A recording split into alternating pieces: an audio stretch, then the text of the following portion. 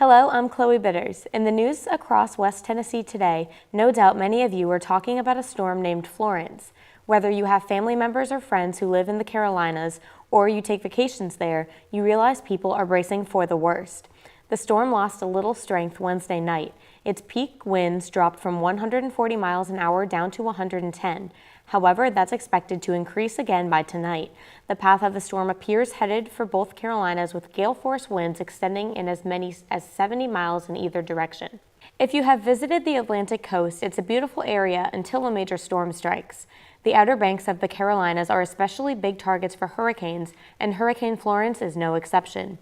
West Tennessee Today reporter Alexander Bitterling has more on why that part of the Atlantic coast is so vulnerable. See tropical storm force winds, we're going to see hurricane force winds, we're going to see life-threatening storm surges, all possibilities. North Carolina's coast is almost entirely made up of narrow, low-lying barrier islands. A modern wave of tourist development, including expensive vacation homes, has been built in places where it probably should not have been. The Outer Banks stretch along the northern half of the state's coast and reach out into the Atlantic. But barrier islands also flank much of the lower part of the state. These islands are particularly vulnerable to storm surges and to being washed away from both sides. May be at risk. We may not be able to come and help them when the storm reaches the intensity that allows us not to respond. As sea levels rise, barrier islands typically move toward the mainland over long periods of time. Holding them in place by artificial means only makes them more vulnerable. The sea level is rising and the shoreline needs to move with it. Experts say by preventing islands from moving, we may completely lose the islands. Alexander Bitterling, West Tennessee Today. West Tennessee Today will provide links for live coverage from television stations along the Atlantic coast. West Tennessee Today News Director Steve Beverly is here with details on how you can follow Florence on our page using your phone, tablet, or computer. Chloe, I have to tell you, this is a frightening picture. I mean, 34 years ago this week, I was news director at WWAY in Wilmington, North Carolina, and we had Hurricane Diana to come through. And the pictures at that time were pretty frightening as it approached us. But this one, it's about 3-to-1 what the real breadth of what Hurricane Diana was in 1984. We wanted to tell all of you, as Chloe just mentioned, what we're going to provide for you as services on West Tennessee Today. We think it's very, very important for us to bring you up to date and as close as we can to stories that break around the country as well as in our region. And specifically, we're going to link you to some of the key local coverage. It's our belief that local reporters in all of these various areas are far more on top of the story than these network correspondents that helicopter in and then they're gone in 3 days. They're not from the area and they don't know where anything is. Here's where you're going to see coverage, my old station, WWAY in Wilmington, North Carolina. When these stations go around the clock live, as they will, at a key point probably tonight or early tomorrow, WWAY WECT, one of our former Jackson 24/7 staff members, Kelsey Grader, is one of the senior producers at that station. WPDE, that's in Florence, Myrtle Beach, that's going to get a big, big hit from this. And also Weather Nation. We're going to link you to that because they are covering this around the clock from now until everything subsides. And then for those of you who have smart TVs, the live stream app, if you haven't already downloaded that, do that because that will link you up to virtually every station in the Carolinas that will be going live with coverage. So if you got a Roku or an Amazon Fire, a tablet, anything of that nature, download the live stream app because you can get in touch with a lot of other stations.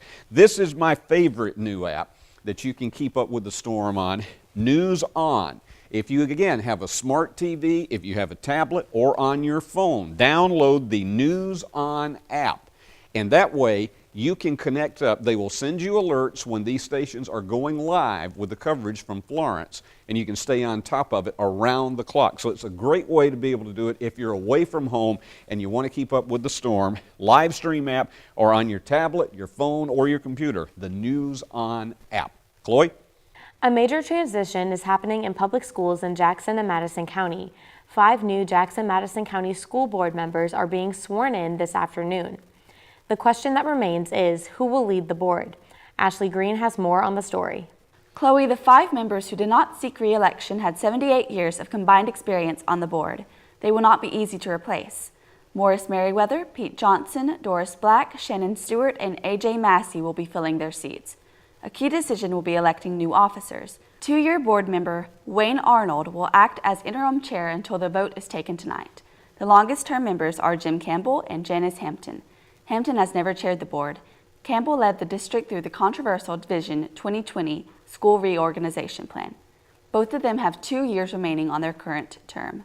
The new board will have a retreat in October to chart a new course for the new year. A key is how well their personalities will blend with the 5 new members. Ashley Green, West Tennessee Today. West Tennessee Today will be bringing you live coverage of the swearing in of all 5 school board members this afternoon. We will also have live interviews with some of the new board members and complete coverage of the September board meeting. The swearing in starts at 5:30. The board meeting starts at 6 o'clock. Log on with us live on our Facebook page today at West Tennessee Today. Every school in America has the unfortunate task of dealing with bullies. Tonight, the school board will learn how the district is addressing the problem here at home. Madeline Fleming has the details. Chloe, Tennessee is the 4th leading state in the country for bullying in schools. One of the key reasons for the increase in cases is social media. Sometimes that spills into violence on school grounds. Other times it's an intimidation that brings fear to young people. Tennessee requires all school districts to have specific anti-bullying policies. Tonight, school board members will hear how the local district is in compliance. Superintendent Eric Jones says he has no tolerance policy for bullying.